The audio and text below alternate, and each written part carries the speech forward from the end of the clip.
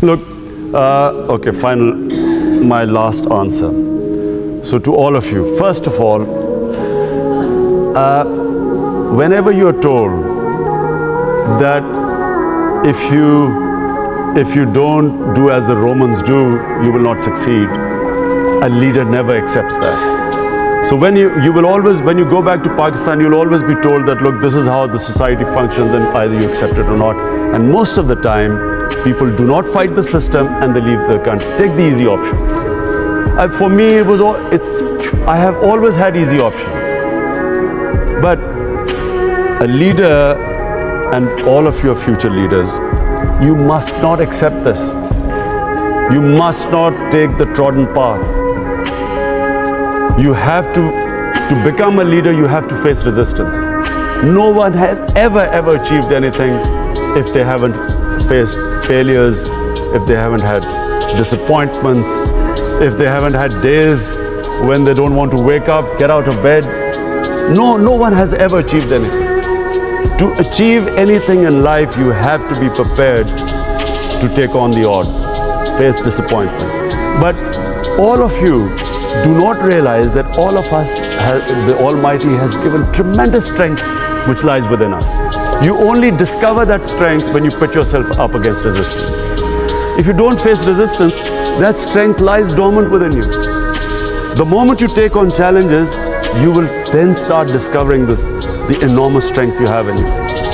So when you go on the trodden path, you will never discover the strength. So as a leader, when you go back, accept that you are going to find a society that is totally shattered. People are used to taking shortcuts. People, I'm afraid, have the moral standards have fallen down. The great Maulana Rumi, once he was asked, how does a nation die? Maulana Rumi said, the moment a nation ceases to differentiate between right and wrong, it dies. So when you have Asif Zardari as your president and you're told to accept it, because this is how the country functions, then why blame the state of Pakistan, which it is right now? Do you know there was only one political party? When Asif Zardari was going to become the president, I asked everyone that, look, the biggest criminal is going to become our president. Let's demonstrate. Do you know, I asked all the political parties, no one came. In the end, it was PTI with 3,000 of our loyal supporters who stood on Constitution Avenue. And I still remember my speech. I said, obviously we will not succeed to stop this biggest criminal to become the president, but at least I will register with our future generation that here was a party that protested and stood up against what was obviously the biggest wrong being done in Pakistan.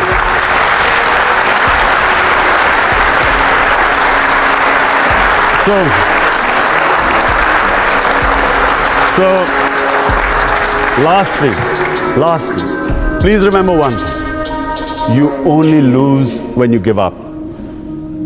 Remember this. Remember this over and over again. You only lose when you give up. If you do not give up, you will win from the most incredible positions. The fight is in the mind. It's not physical, it's in the mind. As long as the mind refuses to accept defeat, each setback will give you an opportunity to analyze yourself. Where did I go wrong? It's an opportunity. Remember, crisis is an opportunity to evaluate yourself. Where did I go wrong? Correct that, pick yourself up, you again move on, and you will find that you will get stronger. Each time you pick yourself up, you come back stronger. This is what the human being is. The Almighty made us Ashraful Makhluqat. We are His greatest creation.